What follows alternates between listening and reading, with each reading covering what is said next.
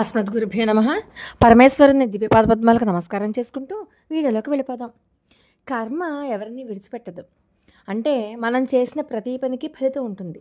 మనం చేసిన మంచి పనులకి మంచి ఫలితాలు వస్తాయి, చెడ్డ పనులకి చెడ్డ ఫలితాలు వస్తాయి. ఈ ఫలితాలు మనం ఈ జన్మలో అయినా అనుభవించవచ్చు, లేకపోతే వచ్చే జన్మలో కానీ అనుభవిస్తాం. కానీ కర్మ మాత్రం విడిచిపెట్టదు. కర్మ అంటే ఏంటి? మనం చేసే ప్రతి పని, మన ఆలోచనలు, మన మాటలు, మన చర్యలు ఇవన్నీ కూడా కర్మలోనే ఒక భాగం. మరి సాక్షాత్తు యమధర్మరాజు గారికి కూడా కర్మను అనుభవించవలసి వచ్చిన ఆయన కూడా కర్మను తప్పించుకోలేకపోయారు. కర్మ ఎవరిని విడిచిపెట్టదు. ఈ జన్మలో కానీ వచ్చే జన్మలో కానీ ఖచ్చితంగా అనుభవించే తీరుతాం. ఒక వ్యక్తి ఒకరికి సహాయం చేశారనుకోండి, అతని నుంచి మంచి ఫలితం వస్తుంది. ఒకరికి అన్యాయం చేస్తే చెడు ఫలితం వస్తుంది. ఇదే కర్మ సిద్ధాంతం అంటే. అసలు యమధర్మరాజు గారు ఎలా కర్మబంధంలో చిక్కుకున్నారో ఇప్పుడు చూద్దాం. ఒకసారి కొంతమంది దొంగలు ఒక రాజుగారి ఖజానా నుంచి డబ్బు దొంగిలించి పారిపోతుంటే సైనికులు దొంగల కోసం 4 వైపులా వెతుకుతూ ఉన్నారు. అలాంటి పరిస్థితులలో ఇక ఆ దొంగలకి తప్పించుకోవడం చాలా కష్టమైపోయింది. పరిగెడుతూ ఉన్నారు. ఒక దట్టమైన అడవి గుండా వెళ్ళిపోతున్నారు. ఆ అడవిలో మాండవ్య మహర్షి ఆశ్రమం ఉండేది. భయాందోళనలో దొంగలు దోచుకున్న డబ్బు మొత్తాన్ని ఏం చేశారు? వాళ్ళు ఆ ఆశ్రమంలో దాచిపెట్టేశారు. మళ్ళీ వచ్చినప్పుడు తీసుకోవచ్చులే అని. పైగా మహర్షి ఆశ్రమం కదా, ఎవరో అనుమానించరు అని చెప్పి కూడా అనుకున్నారు. వాళ్ళు అక్కడి నుంచి పారిపోయారు. దొంగలను వెంబడిస్తూ ఆ రాజుగారి సైనికులు మాండవ్య మహర్షి ఆశ్రమానికి చేరుకున్నారు. అక్కడ వెతికితే ఆ ఆశ్రమంలో ఏ డబ్బైతే దోచుకున్నారో ఆ డబ్బంతా దొరికింది. సైనికులకి ఏం తెలుసు? అక్కడ ఉన్నటువంటి ఋషే దొంగ అనుకుని వెంటనే ఆయనని పట్టుకుని రాజుగారి దగ్గరికి తీసుకెళ్ళిపోయారు. సైనికుల దగ్గర నుంచి వివరాలన్నీ తెలుసుకున్నటువంటి ఆ మహారాజు గారు ఆ మహర్షికి మరణశిక్ష విధించారు. మరి ఆయన మహర్షి సామాన్యమైన మానవుడేం కాదు కదా. మరి మహర్షిని ఉరి తీస్తున్నప్పుడు మహర్షి మంత్రాలు పఠించడం మొదలుపెట్టారు. రాజసేవకులు ఆయన ఉరి తీసిన చావరే. ఆయనకి మరణం లేదు, మరణం రావట్లేదు. ఆశ్చర్యకరంగా ఆ ఋషి చనిపోలేదు. సైనికులు ఎంతసేపు ఉరి తీసినా ఎందుకు చనిపోవడం లేదో వాళ్ళకి అర్థం కాలేదు. ఆశ్చర్యపోయారు. వెంటనే గబగబా అందరూ వెళ్ళి రాజుగారికి ఈ విషయం చెప్పారు. రాజుగారికి అర్థమైపోయింది, ఆ మహర్షి చాలా మహిమాన్వితుడు, ఆయనకి ఏమీ తెలియదు, ఆయన చాలా మంత్రవేత్త అని చెప్పి గబగబా తెలుసుకుని వెంటనే కాళ్ళ మీద పడిపోయి ఋషికి క్షమాపణ చెప్పారు.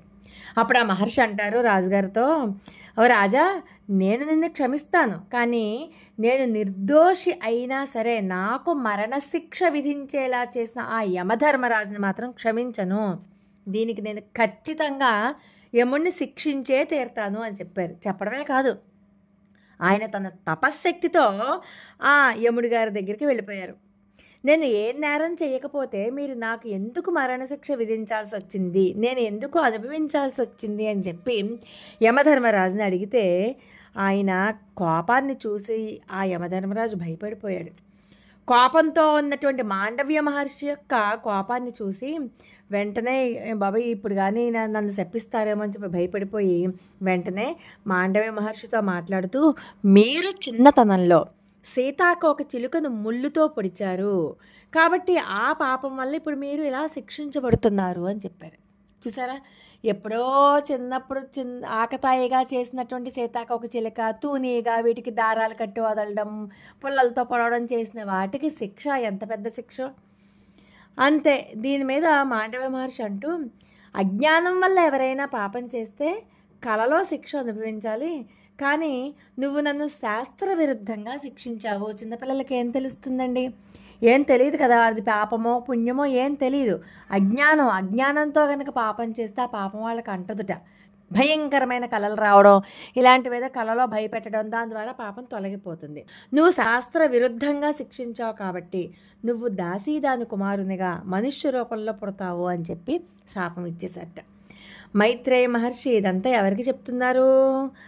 విదురుడికి చెప్తున్నారు. ఎందుకంటే ఆ శాపం కారణంగా యమధర్మరాజు అయినటువంటి ఆయన ఇప్పుడు విదురుడిగా పుట్టాడు, కురువంశంలో దాసి కొడుకుగా అంటూ ఈ విషయాలన్నీ చెప్పారు. అంటే కర్మ ఎవరిని వదిలిపెట్టదు. సాక్షాత్ యమధర్మరాజు అయినా సరే ఆయన జన్మ తీసుకుని విదురుడిగా పుట్టి కీలకంగా మారిపోయారు అక్కడ కురువంశంలో. అందుచేత మానవ జన్మ గత జన్మలో చేసిన మంచి చెడుల పనుల ఆధారంగా నడుస్తుంది అన్నది చాలా సత్యం. ఒక మహర్షి శాపం కారణంగానే యముడు వితంతువు గర్భాన జన్మించవలసి వచ్చింది. అతనే విదురుడు, కురు సామ్రాజ్యంలో న్యాయ కోవిదుడిగా ఖ్యాతిగాంచినవాడు. మీకు ఇంకొక విషయం కూడా చెప్పచ్చు. యమధర్మరాజు అంశ ధర్మరాజు గారు ఆయన కూడా అజ్ఞాతవాసం చేసినప్పుడు న్యాయకోవిదుడిగా కంకుభట్టు పేరుతో న్యాయకోవిదుడిగానే ఉన్నారు. అంటే యమధర్మరాజు న్యాయానికి ప్రతీక. అలాంటి ఆయనే తప్పించుకోలేకపోతే మానవ మాత్రలు మనవరం కర్మ ఎవ్వరినీ విడిచిపెట్టదు. లోకా సమస్త సుఖనో భవంతు.